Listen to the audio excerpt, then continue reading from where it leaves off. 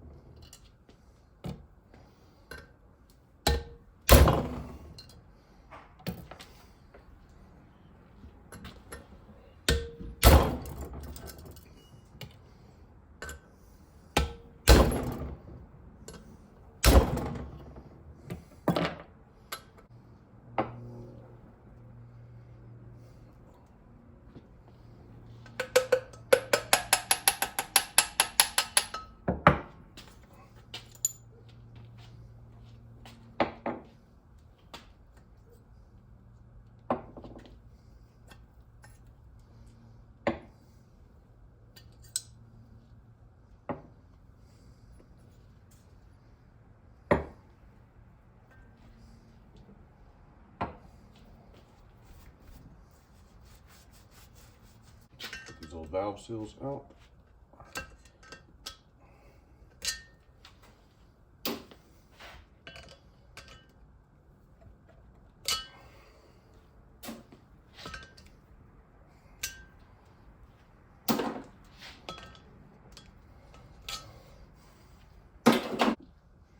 So out of the driver's side head, these two intake valves are the worst. Just on the back side where that water was sitting, but it'll come right off. And the exhaust valves are stainless, so not much can hurt those, but you can do a quick cleanup on that. A little bit of carbon buildup on the stems themselves, but nothing out of the ordinary that I'm not used to seeing. So I'm gonna do one at a time so I don't get the valves mixed up. And the other cylinder head right now, I just got to be washing it off with some degreaser. Cleaned up pretty well. Good enough.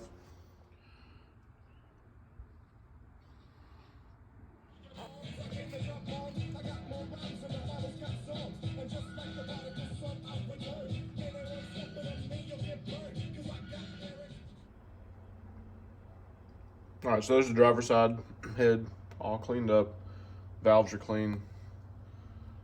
Head surface is clean. Runners are clean as they're gonna get. They just get stained, you know, after a while. But so this one's ready to go. I've coated it with light coated WD-40 to keep the intake valves from rusting as it sits out in the garage for a while.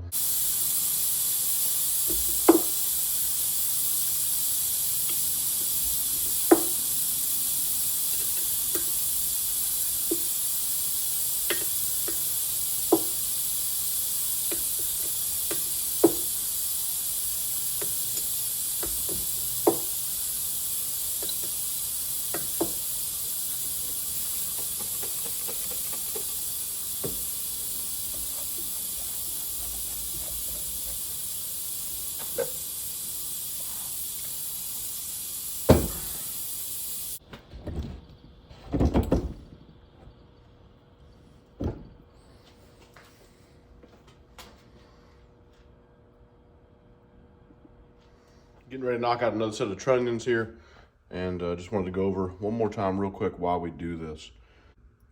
Each stock trunnion has needle bearings. I believe there's 33 on each side. So you've got 66 needle bearings in here. And if you look real carefully. Let me see if I can, you can see them poking out right there. So they're encapsulated on this side, but on this side they could get loose enough to come out. Like I said, 66 of them. You just don't really want to take that risk. That's why we always recommend changing it out. Go with your CHEs, best in the business. No more bearings, needle bearings. We got another kit in not too long ago. I forgot the company. Still had needle bearings. They were fully encapsulated, so you couldn't see them right here, but still had needle bearings. So no, not going to install that. Also, I'm going to be doing the valve spring upgrade on these L8T 6.6 heads. And I've gotten a question before about the seals. We've gotten some 2-piece seals in, different kind of seals. So Texasspeed's kit always has these blue tops. And the reason why I like those is because they actually work. The spring will seat all the way down on it, as you just saw. A lot of people ask, why can't you just reuse stock seals? So here's a brand new stock seal. Because these are dual spring, the stock seal won't work, and I'll show you real quick. I'm just gonna push that inner spring out a little bit. And there you have it. It binds up, it won't go. But push that spring out some more.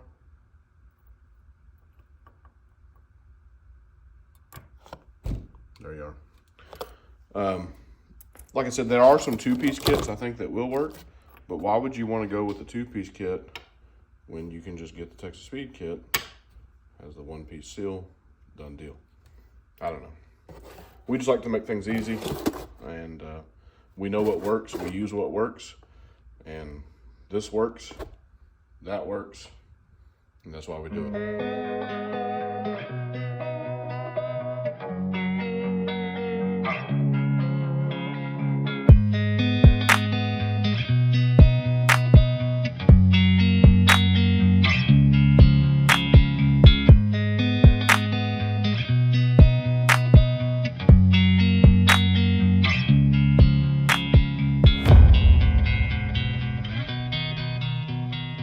Alright, I got all the needle bearings pressed out. Like I said, 33-ish per side, 66 per rocker, 16 rockers. It's like 375,000 needle bearings. I don't know, that's the math. That's the way it works out. So, I'm gonna get the workbench cleaned off. You want a nice clean surface to start with. And then I'm gonna start installing the CHE trunnions. So for me, I got the most lengthiest bit of this kit accomplished. It's finding the sharp inside diameter of each snap ring. And when I set mine down on the workbench, the sharp is facing up.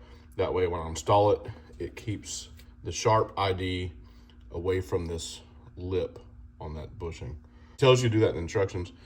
The hard part is over the, I don't know, 50 some odd kits I've done, they're getting better or more smooth, so it's hard to tell the difference between the sharp and not so sharp.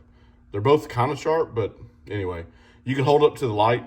You could see it a little bit sometimes. You can run your fingernail across just the inside of each side, if that makes sense. And then one side will be a little bit rougher. It is getting more difficult to tell the difference between the two. Some of them they feel exactly the same, so you have to kind of hold it up to the light. And let me see if I can do it here.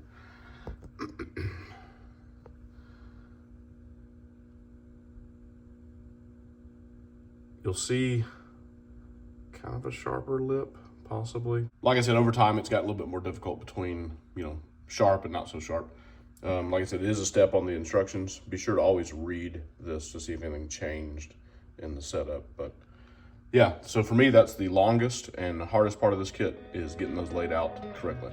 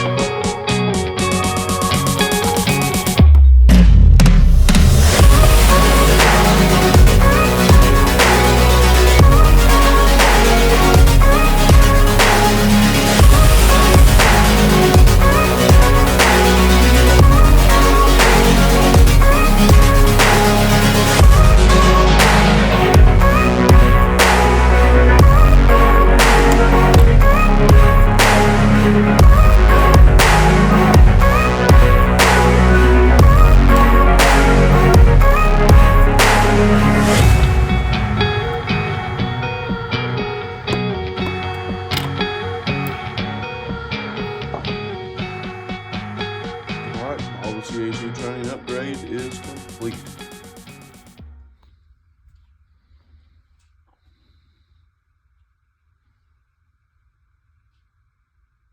Getting the new spring put on these L8T 6.6 liter heads here. The tool I use is from Bluegrass Performance. I think I got 3 of these. I think one of them, it finally just got worn out so bad I had to chunk it. But they do have, states on here, they do have a lifetime warranty. But for me, I use this more probably than the average person, so I didn't feel right to send it back in. Normally what will wear out is just the nuts and the hardware, which you can purchase new hardware and nuts and whatever, go down to your hardware store. I've had this one probably for, I don't know, a year, 2 years now. And then this one I just picked up not too long ago as a backup. Bluegrass Performance. I think you can pick this up on eBay, Amazon. I believe Michigan Motorsports also carries them. They are different from the LS ones, so pay attention. The LS spring compressor will not work on the LT, so you make sure you get one that's specific to the LT heads.